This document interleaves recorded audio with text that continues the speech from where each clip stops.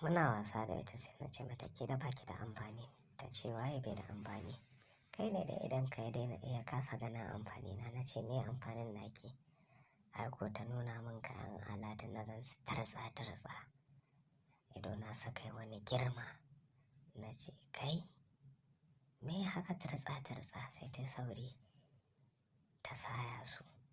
Ta ce kai kuma sai kenan daga nuna maka abu mai kyau sai ka nemi kai wa mutane ihu kai tona asiri. Sai na ce sorry.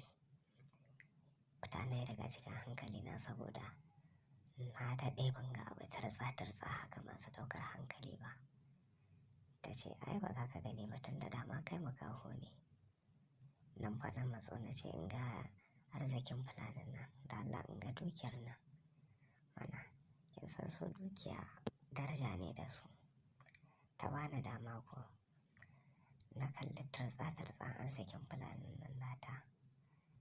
Na duba su da kyau. Na ce kai gaskiya Allah yana halitta yana kai arziki inda ya ga dama. Na ce kin ga waƴannan ƴan tagwayen na fara wasa da su. Ita kuma hakan ya sa ta samu farin ciki sosai saboda ta san mutum yana jin daɗi in ya ga an yaba wani abu nasa. Haka na ci gaba dai da wasa da su.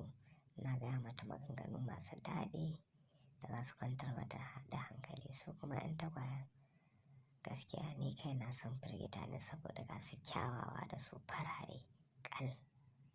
Na daɗe ina wasa da su ina shashafa kansu. Na ce ga yara masu albarka. Ta ƙyalƙyale da dariya ta ce kai fa mahaukaci ne. Na ce ina hauka take ta ce ta. Shikenan daga ganin waƴannan ƴan tagwayen sai ka nemi ka haukace. Na ce ba haukacewa ba ne. Ta miƙa hannu kuwa ita ma ta taɓa Zarmalu ta ce kai ka ga yaron kirki. Na ce Zarmalu ta ce eh. Na ce sai ya miki tsiya za ki gane ba ɗan kirki ba ne. Ta ce ko me tsiyarsa ni dai ina so. Saboda ka san abin da baka da shi dole za ka san amfaninsa. Na ce haka ne. Ta ce bani ala wannan taka in tanɗe mana. Na ce ga ki nan na ba ki dama.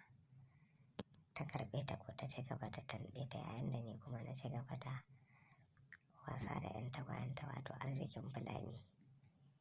Dukiya mai daraja tartsa tartsa.